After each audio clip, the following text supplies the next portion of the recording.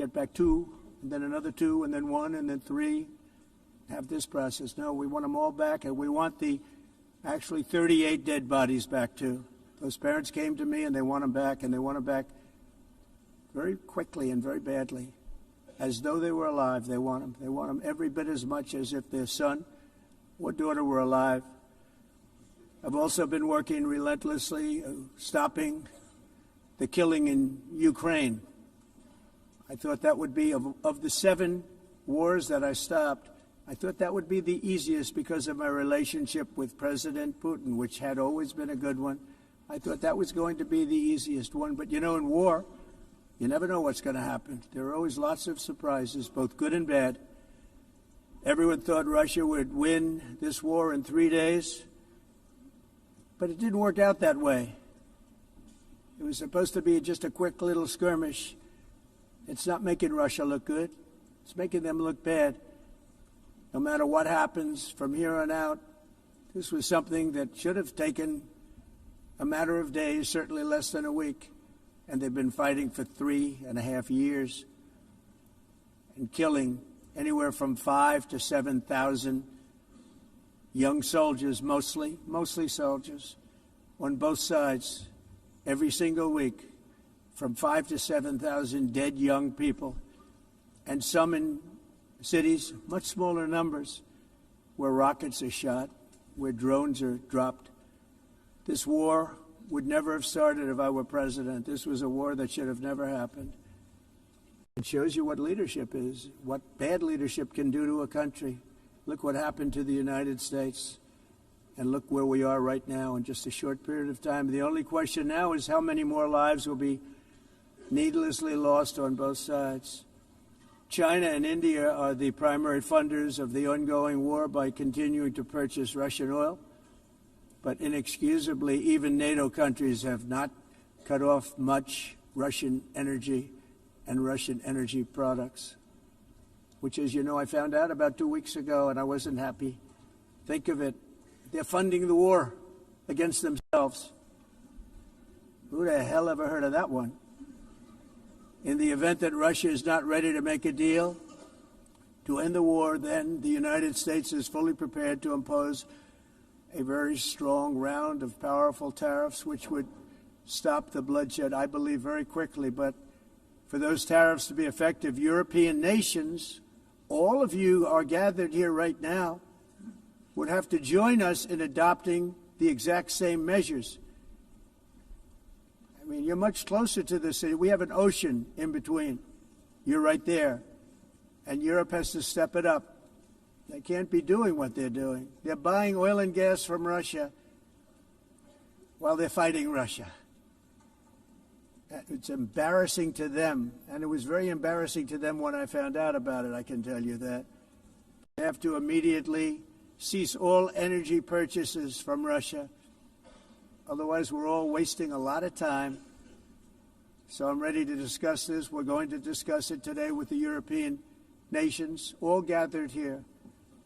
I'm sure they're thrilled to hear me speak about it, but that's the way it is. I like to speak my mind and speak the truth. As we seek to reduce the threat of dangerous weapons today, I'm also calling on every nation to join us in ending the development of biological weapons once and for all. And biological is terrible, and nuclear is even beyond, and we include nuclear in that.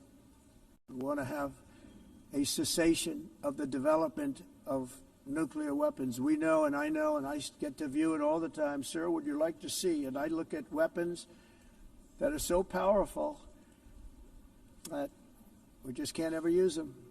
If we ever use them, the world literally might come to an end. There would be no United Nations to be talking about. There would be no nothing. Just a few years ago, reckless experiments overseas gave us a devastating global pandemic. Yet despite that worldwide catastrophe, many countries are continuing extremely risky research into bioweapons and man-made pathogens. This is unbelievably dangerous. To prevent potential disasters, I'm announcing today that my administration will lead an international effort to enforce biological weapons convention, which is going to be meeting with the top leaders of the world by pioneering an AI verification system that everyone can trust. Hopefully the UN can play a constructive role, and it will also be one of the early projects under AI. Let's see how good it is, because a lot of people are saying it could be one of the great things ever, but it also can be dangerous, but it could be put to tremendous use and tremendous good, and this would be an example of that. Not only is the UN not solving the problems it should, too often, it's actually creating new problems for us to solve. The best example is the number one political issue of our time, the crisis of uncontrolled migration. It's uncontrolled. Your countries are being ruined. The United Nations is funding an assault on Western countries and their borders. In 2024, the UN budgeted $372 million in cash assistance to support an estimated 624,000 migrants journeying into the United States. Think of that. The UN is supporting people that are illegally coming into the United States, and then we have to get them out. The UN also provided food, shelter, transportation, and debit cards to illegal aliens. Can you believe that? On the way to infiltrate our southern border. Millions of people came through that southern border. Just a year ago, millions and millions of people were pouring in, 25 million altogether over the 4 years of the incompetent Biden administration. And now we have it stopped, totally stopped. In fact, they're not even coming anymore because they know they can't get through.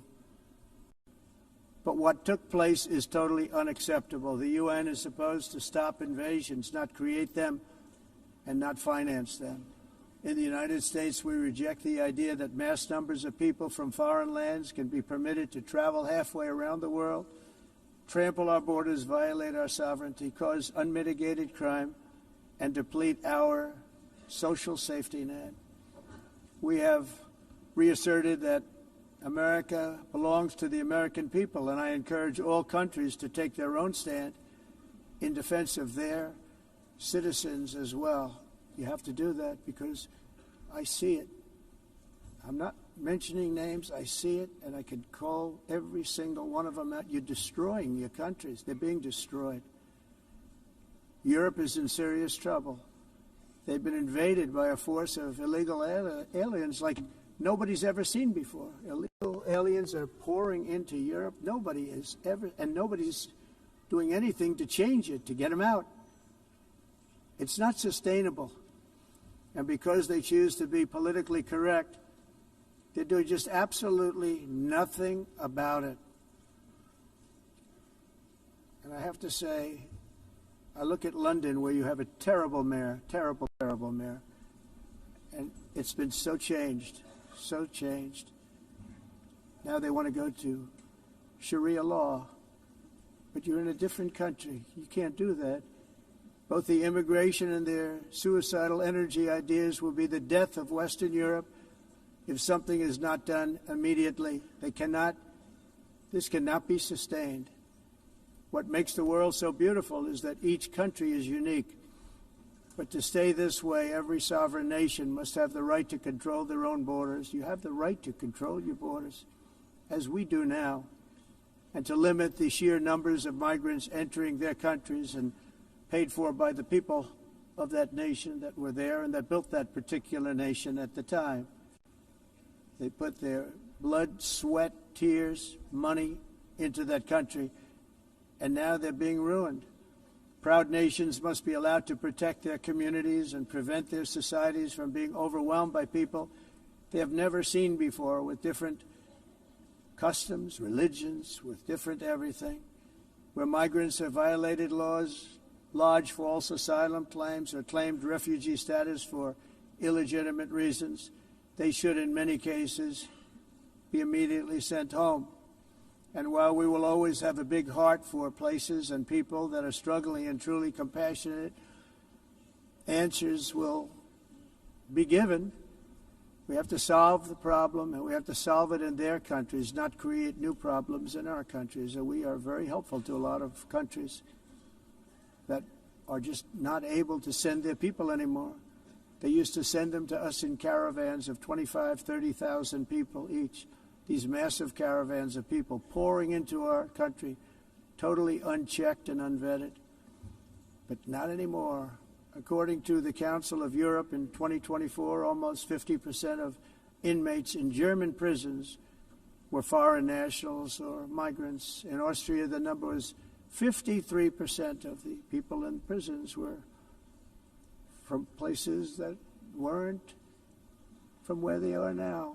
In Greece, the number was 54%, and in Switzerland, beautiful Switzerland, 72% of the people in prisons are from outside of Switzerland. When your prisons are filled with so-called asylum seekers who repaid kindness, and that's what they did, they repaid kindness with crime. It's time to end the failed experiment of open borders. You have to end it now. See, I can tell you, I'm really good at this stuff. Your countries are going to hell.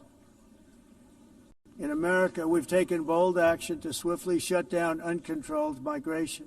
Once we started detaining and deporting everyone who crossed the border and removing illegal aliens from the United States, they simply stopped coming. They're not coming anymore. We're getting a lot of credit, but they're not coming anymore. This was a humanitarian act for all involved because on the trips up, thousands of people a week were dying. Women were being raped. Nobody's ever seen anything like it. Raped, horribly beaten, raped. On the trip up, the journey up, it was a long walk. It was a long, arduous journey, indeed. And it was also a historic victory against human trafficking throughout the region. What we did was a victory, and we saved so many lives of people that wouldn't make the journey. That journey was loaded up with death. Loaded up with death. Dead bodies all along the roads of jungles to get up. They go through jungles, they go through areas so hot you couldn't breathe. They were dying of suffocation, areas so hot that you couldn't breathe. Dead bodies all over. By them not coming, we're saving tremendous numbers of lives.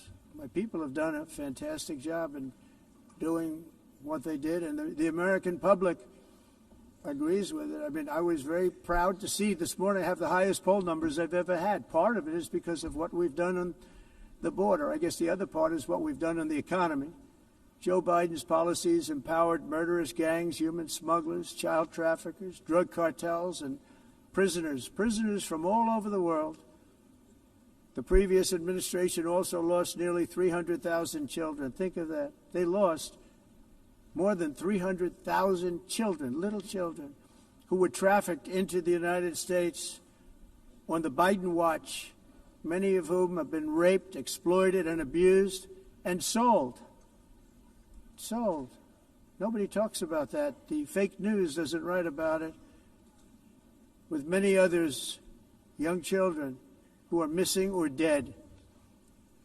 And we found a lot of these children, and we're sending them back, and we've been sending them back to their parents. They said, nobody knows who they are. They said, where do you come from? And they'll give us a country, and we'll find out, and we'll figure it out, and we'll bring them back to their homes. And the mother and father rush to the door, and their tears in their eyes. They can't believe that they're seeing their son or daughter, their little son or daughter again. We've done almost 30,000 of them so far. Any system that results in the mass trafficking of children is inherently evil. Yet that is exactly what the globalist migration agenda has done, and it's what it's all about. In America, those days, as you know, are over. The Trump administration is working, and we are continuing to work to track down the villains that are causing this problem, and also, as I said, to get back the 30,000 we've already returned. Now I think we're going to have another. We're going to find a lot. You're not going to find all of them. 300, more than 300,000. They're lost or they're dead.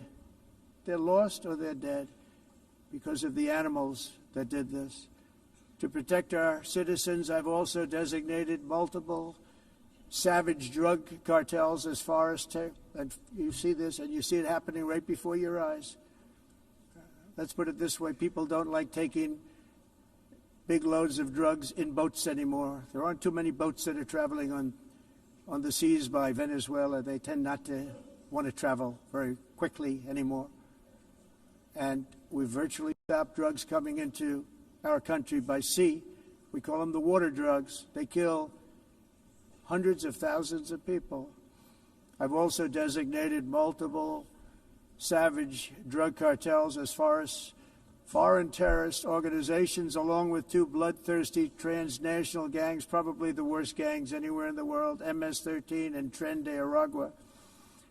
Tren de Aragua is from Venezuela, by the way. Such organizations torture, maim, mutilate, and murder with impunity. They're the enemies of all humanity. For this reason, we've recently begun using the supreme power of the United States military to destroy Venezuelan terrorists and trafficking networks led by Nicolas Maduro. To every terrorist thug smuggling poisonous drugs into the United States of America, please be warned that we will blow you out of existence. That's what we're doing. We have no choice. Can't let it happen. They're destroying. I believe we lost 300,000 people last year to drugs, 300,000. Fentanyl and other drugs. Each boat that we sink carries drugs that would kill more than 25,000 Americans. We will not let that happen. Energy is another area where the United States is now thriving like never before. We're getting rid of the falsely named renewables. By the way, they're a joke. They don't work. They're too expensive. They're not strong enough to fire up the plants that you need to make your country great. The wind doesn't blow. Those big windmills are so pathetic and so bad, so expensive to operate. And they have to be rebuilt all the time, and they start to rust and rot. Most expensive energy ever conceived, and it's actually energy. You're supposed to make money with energy, not lose money. You lose money, the governments have to subsidize. You can't put them out without massive subsidies. And most of them are built in China, and I give China a lot of credit. They build them, but they have very few wind farms. So why is it that they build them and they send them all over the world, but they barely use them? You know what they use? Coal. They use gas. They use almost anything, but they don't like wind. But they sure as hell like selling the windmills. Europe, on the other hand, is a long way to go, with many countries being on the brink of destruction because of the green energy agenda. And I give a lot of credit to Germany. Germany was being led down a very sick path, both on immigration, by the way, and on energy. They were going green, and they were going bankrupt. And the new leadership came in, and they went back to where they were, with fossil fuel and with nuclear, which is good. It's now safe. You can do it properly. But they went back to where they were, and they opened up a lot of different plants, energy-producing plants, and they're doing well. I give Germany a lot of credit for that. They've said this is a disaster, what's happening. They were going all green. All green is all bankrupt. That's what it represents.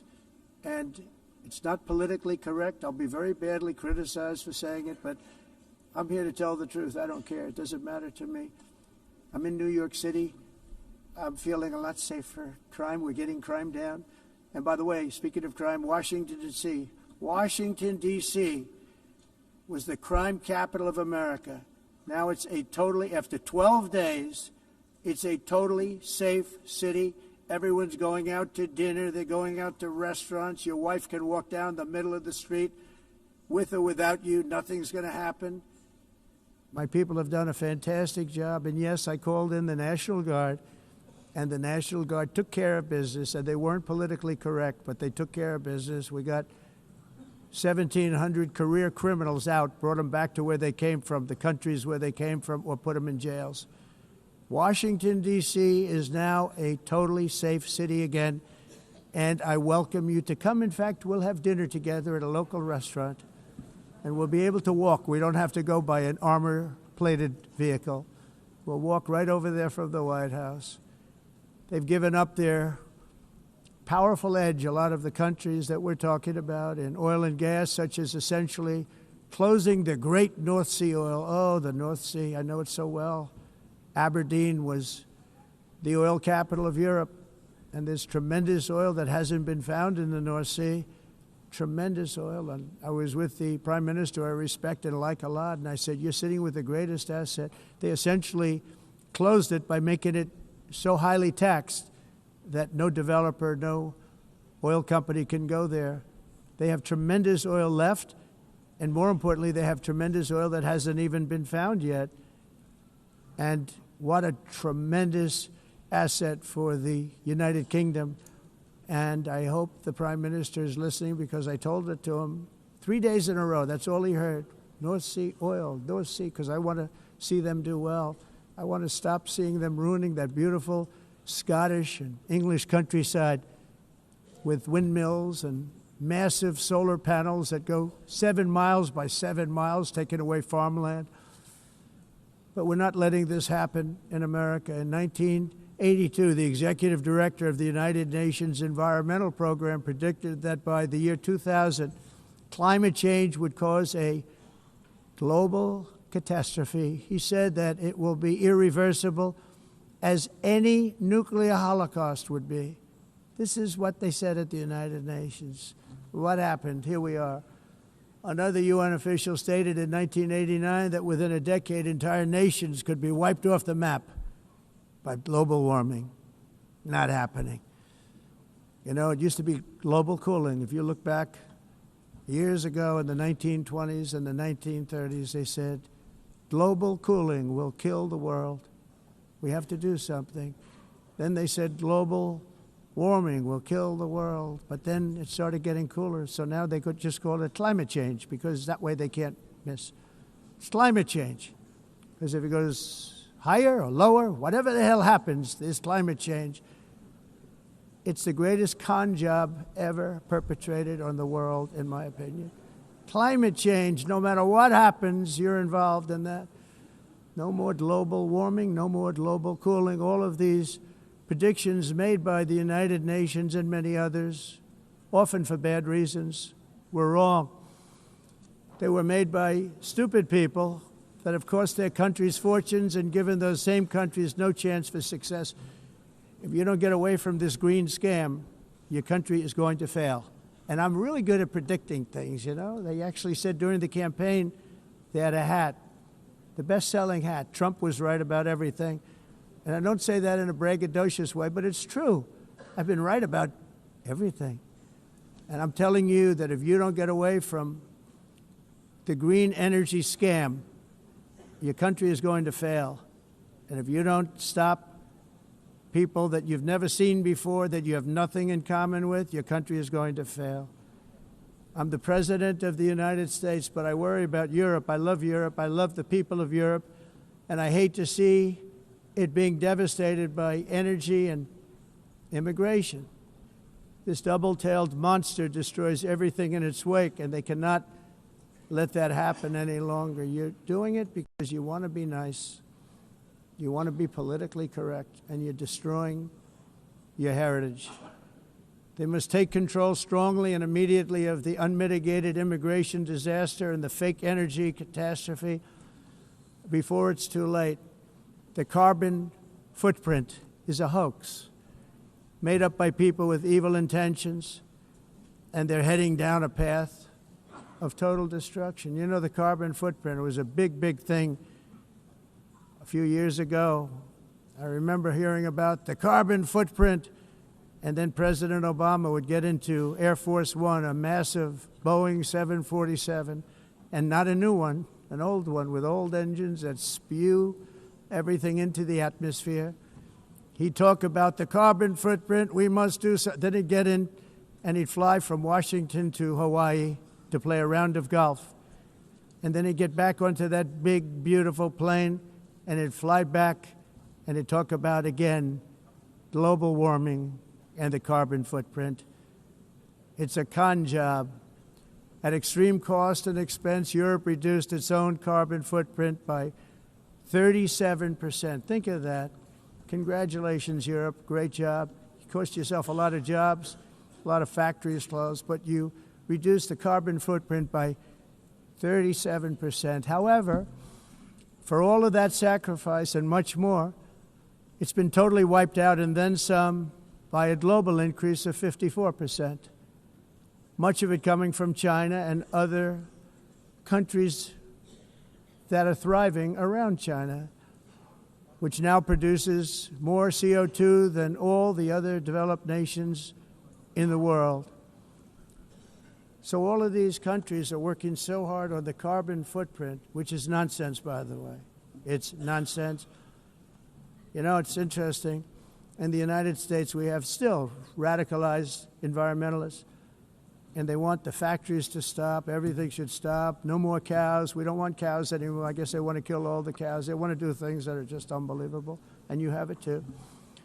But, you know, we have a border, strong, and we have a shape, and that shape doesn't just go straight up. That shape is amorphous when it comes to the atmosphere. And if we had the most clean air, and I think we do, we have very clean air. We have the cleanest air we've had in many, many years. But the problem is that other countries, like China, which has air that's a little bit rough, it blows. And no matter what you're doing down here, the air up here tends to get very dirty because it comes in from other countries where their air isn't so clean. And the environmentalists refuse to acknowledge that. Same thing with garbage. In Asia, they dump much of their garbage right into the ocean. And over about a 1 week and 2 week journey, it flows right past Los Angeles. You've seen it. Massive amounts of garbage, almost too much to do anything about, flowing past Los Angeles, past San Francisco, and then somebody will get in trouble because he dropped a cigarette on the beach. The whole thing is crazy. The primary effect of these brutal green energy policies has not been to help the environment, but to redistribute manufacturing and industrial activity from developed countries that follow the insane rules that are put down to polluting countries that break the rules and are making a fortune. They're making a fortune. European electricity bills are now 4 to 5 times more expensive than those in China, and 2 to 3 times higher than the United States. And our bills are coming way down. You probably see that our gasoline prices are way down. You know, we have an expression, drill, baby, Nós drill. reduzimos And os that's what we're custos doing. de energia porque nós faremos, como vamos fazer tudo isso, reduzir os custos de energia, e os custos diminuíram nos Estados Unidos. Por exemplo, se você olhar nos países em faturas de energia,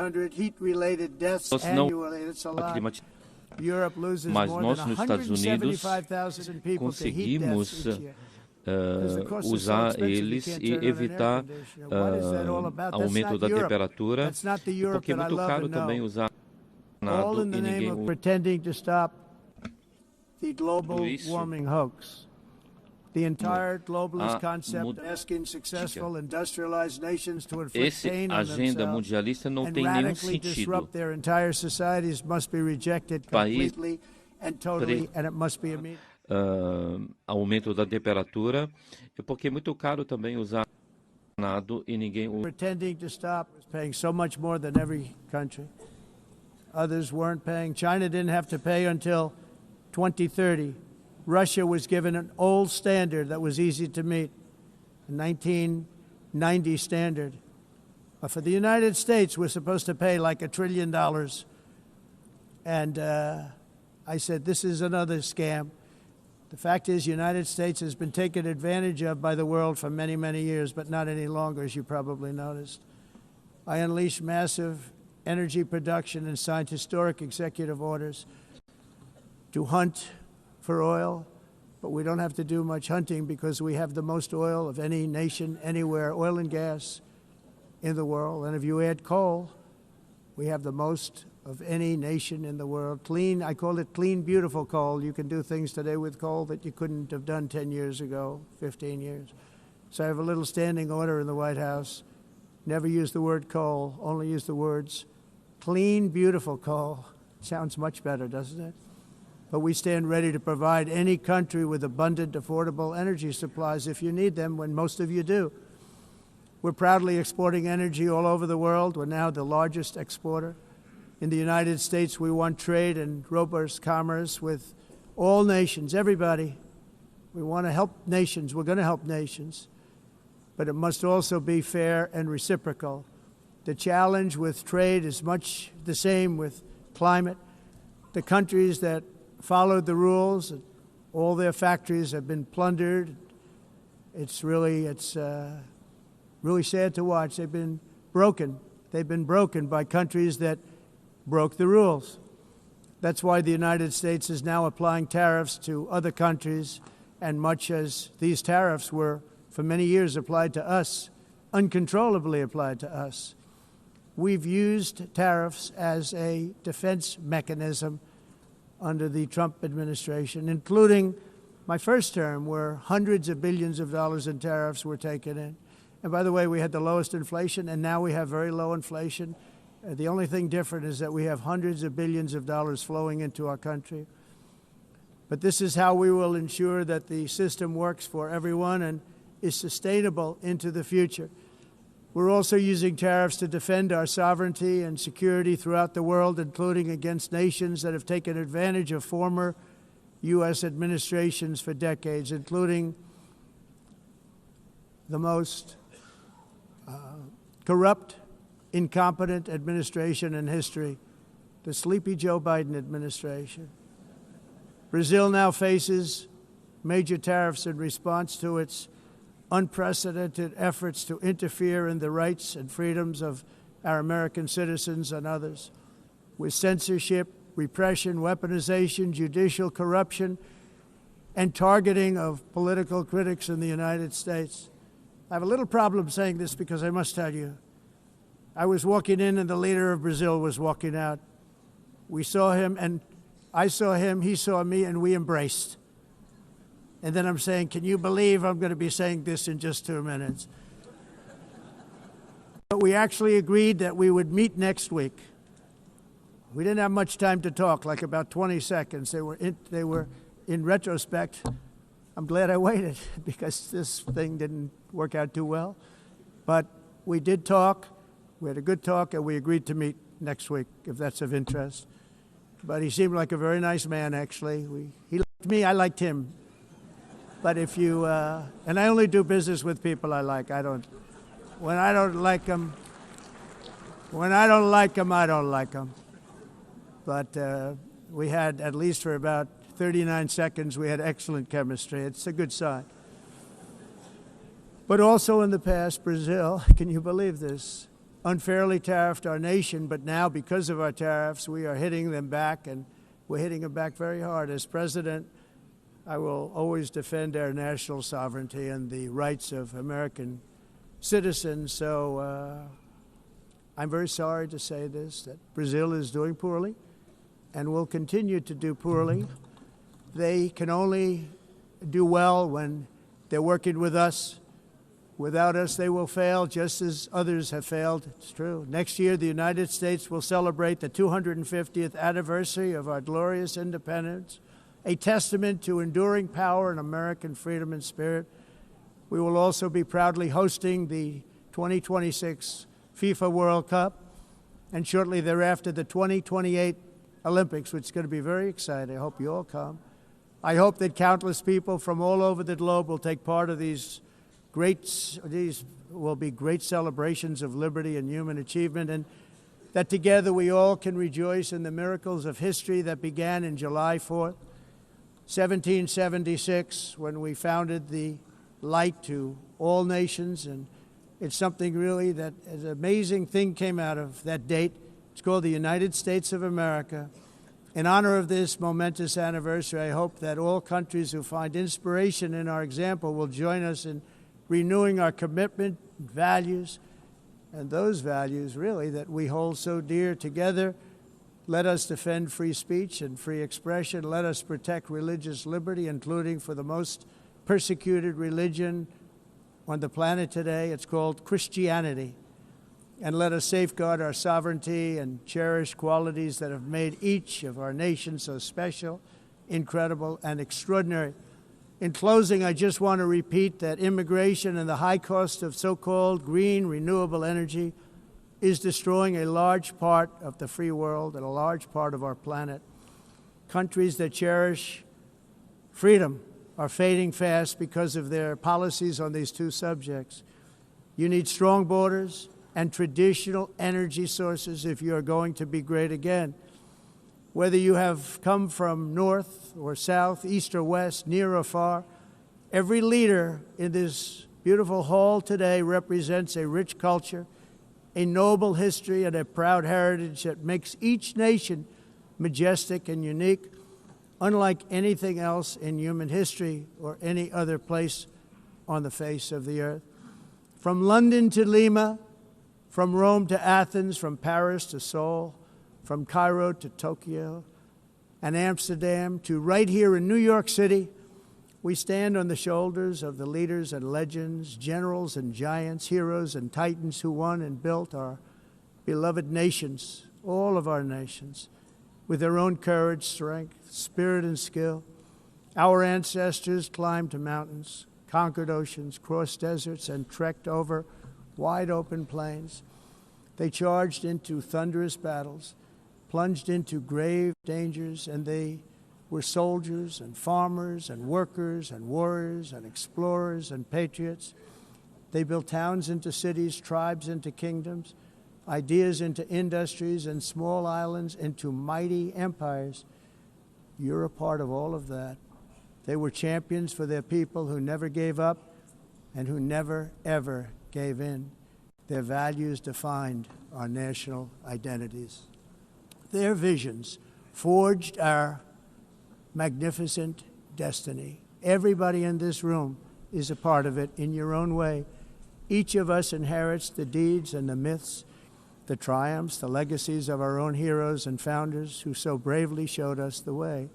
Our ancestors gave everything for homelands that they defended with pride, with sweat, with blood, with life, and with death. Now the righteous task of protecting the nations that they built belongs to each and every one of us. So together let us uphold our sacred duty to our people and to our citizens. Let us protect their borders, ensure their safety, preserve their cultures, treasure, and traditions, and fight, fight, fight for their precious dreams and their cherished freedoms. And in friendship and really a beautiful vision, let us all work together to build a bright, beautiful planet, a planet that we all share, a planet of peace and a world that is richer, better, and more beautiful than ever before. That can happen. It will happen. It will happen, and I hope it can happen and start right now, right at this moment. We'll turn it around. We're going to make our countries better, safer, more beautiful. We're going to take care of our people. Thank you very much. It's been an honor. God bless the nations of the world. Thank you very much. Bye.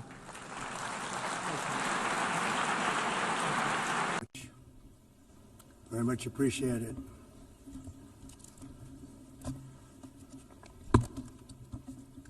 And I don't mind making this speech without a teleprompter, because the teleprompter is not working.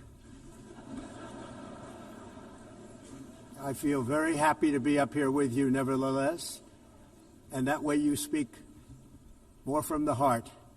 I can only say that whoever's operating this teleprompter is in big trouble.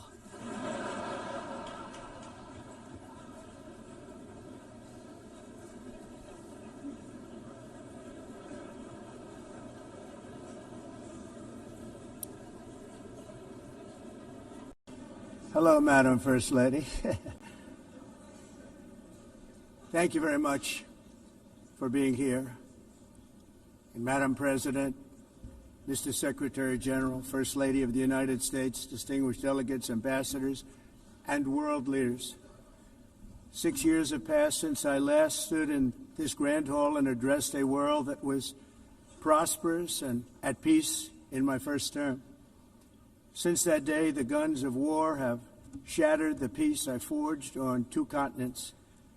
An era of calm and stability gave way to one of the great crises of our time. And here in the United States, 4 years of weakness, lawlessness, and radicalism under the last administration delivered our nation into a repeated set of disasters.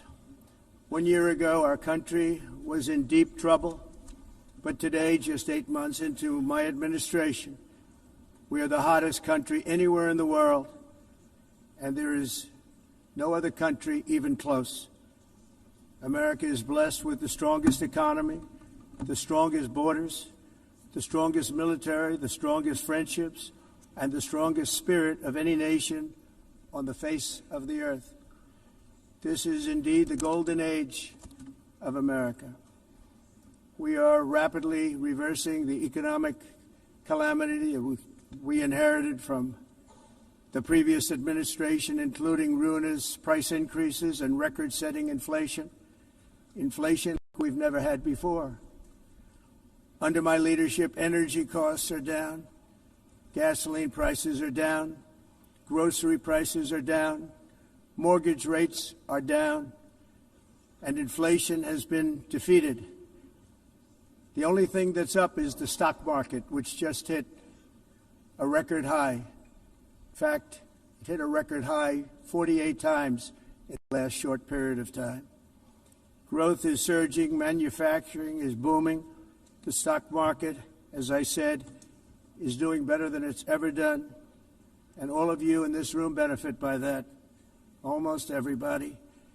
And importantly, workers' wages are rising at the fastest pace in more than 60 years. And that's what it's all about, isn't it? In 4 years of President Biden, we had less than $1 trillion of new investment into the United States. In just 8 months since I took office, we have secured commitments and money already paid for $17 trillion. Think of it, 4 years, less than $1 trillion, 8 months, much more than $17 trillion is being invested in the United States, and it's now pouring in from all parts of the world. We've implemented the largest tax cuts in American history and the largest regulation cuts in American history, making this once and again the best country on earth to do business. And many of the people in this room are investing in America, and it's turned out to be an awfully good investment during this 8-month period. In my first term, I built the greatest economy in the history of the world. We had the best economy ever, history of the world. And I'm doing the same thing again, but this time it's actually much bigger and even better. The numbers far surpass my record-setting first term. On our southern border, we have successfully repelled a colossal invasion. And for the last 4 months, and that's 4 months in a row, the number of illegal aliens admitted and entering our country has been 0. Hard to believe, because if you look back just a year ago, it was millions and millions of people pouring in from all over the world, from prisons, from mental institutions, drug dealers. All over the world they came. They just poured into our country with the ridiculous open border policy of the Biden administration. Our message is very simple. If you come illegally into the United States, you're going to jail, or you're going back to where you came from, or perhaps even further than that. You know what that means. I want to thank the country of El Salvador for the successful and professional job they've done in receiving and jailing so many criminals that entered our country. And it was under the previous administration that the number became record-setting, and they're all being taken out. They have no choice. And other countries have no choice, because other countries are in the exact same situation with immigration. It's destroying your country, and you have to do something about it. On the world stage, America is respected again like it has never been respected before. You think about 2 years ago, 3 years ago, 4 years ago, or 1 year ago, we were a laughingstock all over the world. At the NATO summit in June, virtually all NATO members formally committed to increase defense spending at my request. from 2% to 5% of GDP, making our alliance far stronger and more powerful than it was ever before. In May, I traveled to the Middle East to visit my friends and rebuild our partnerships in the Gulf, and those valued relationships with Saudi Arabia, Qatar, and the UAE and other countries are now, I believe, closer than ever before. My administration has negotiated one historic trade deal after another, including with the United Kingdom, the European Union, Japan, South Korea, Vietnam, Indonesia, the Philippines, Malaysia, and many, many others. Likewise, in a period of just 7 months, I have ended 7 unendable wars. They said they were unendable. You're never going to get them solved. Some were going for 31 years, 2 of them, 31, think of it, 31 years. One was 36 years. One was 28 years. I ended 7 wars. And in all cases, they were raging with countless thousands of people being killed. This includes Cambodia and Thailand, Kosovo and Serbia, the Congo and Rwanda, a vicious, violent war that was, Pakistan and India, Israel and Iran, Egypt and Ethiopia, and Armenia and Azerbaijan.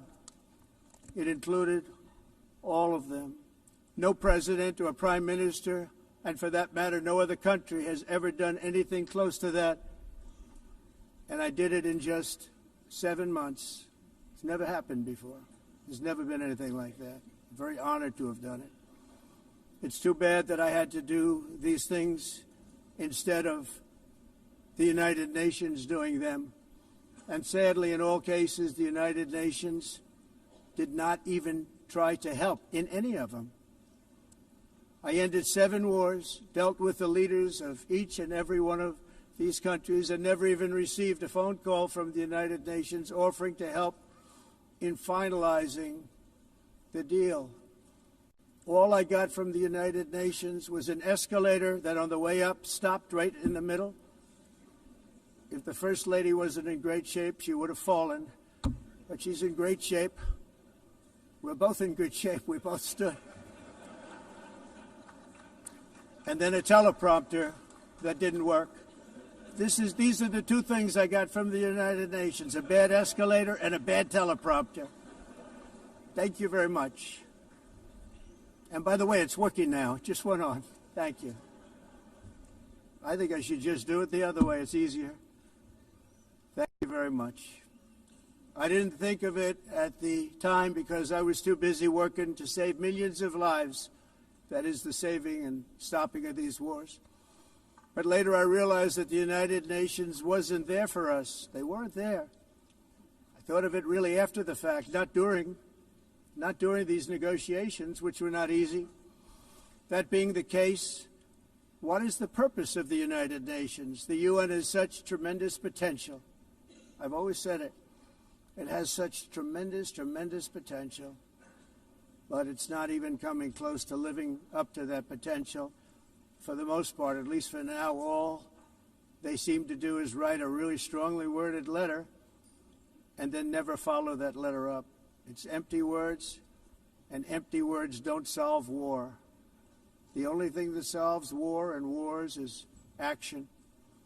Now, after ending all of these wars and also earlier negotiating the Abraham Accords, which is a very big thing for which our country received no credit, never receives credit.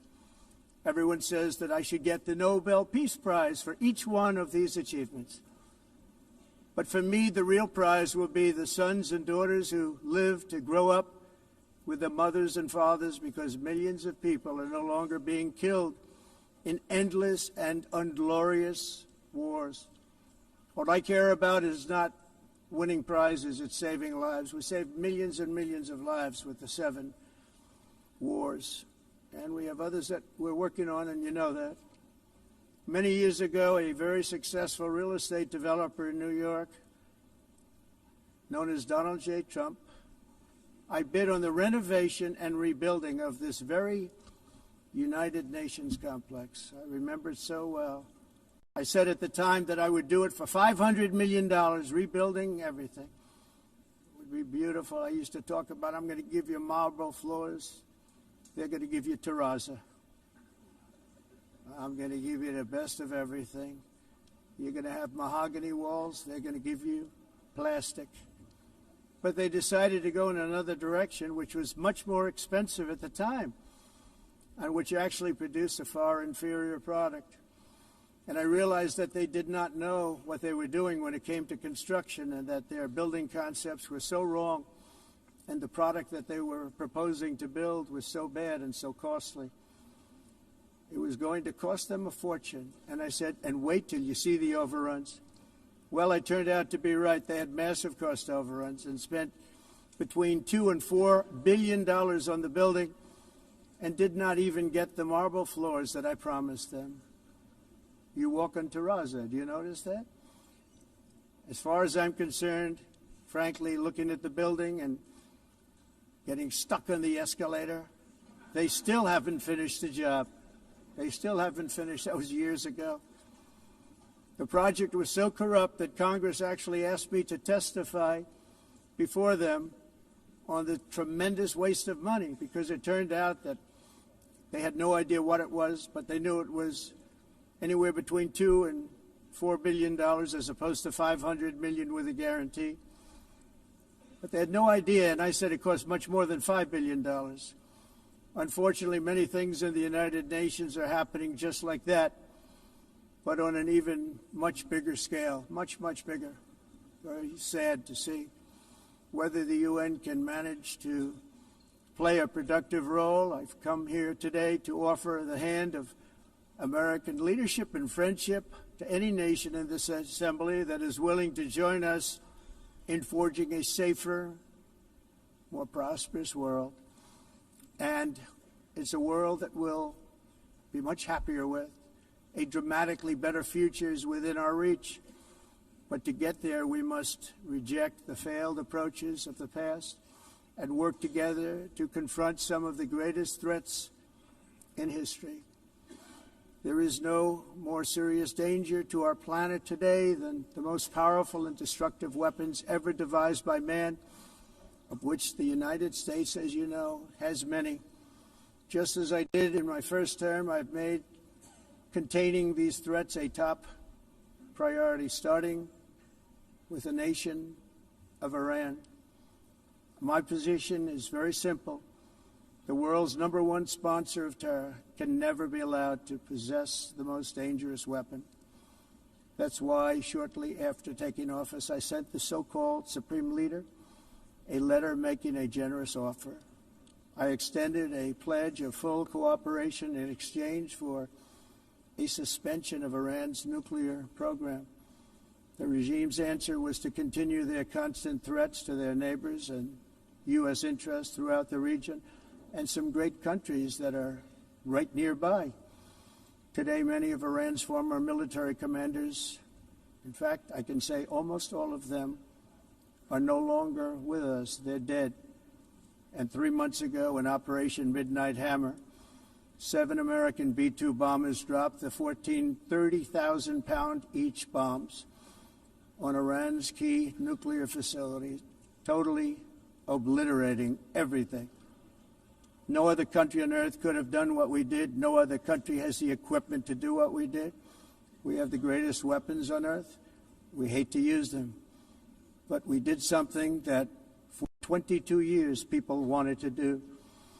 With Iran's nuclear enrichment capacity demolished, I immediately brokered an end to the 12-day war, as it's called, between Israel and Iran, with both sides agreeing to fight no longer. As everyone knows, I have also been deeply engaged in seeking a ceasefire in Gaza. Have to get that done. Have to get it done. Unfortunately, Hamas has repeatedly rejected reasonable offers to make peace. We can't forget October 7th, can we? Now, as if to encourage continued conflict, some of this body is seeking to unilaterally recognize a Palestinian state. The rewards would be too great for Hamas terrorists, for their atrocities. This would be a reward for these horrible atrocities, including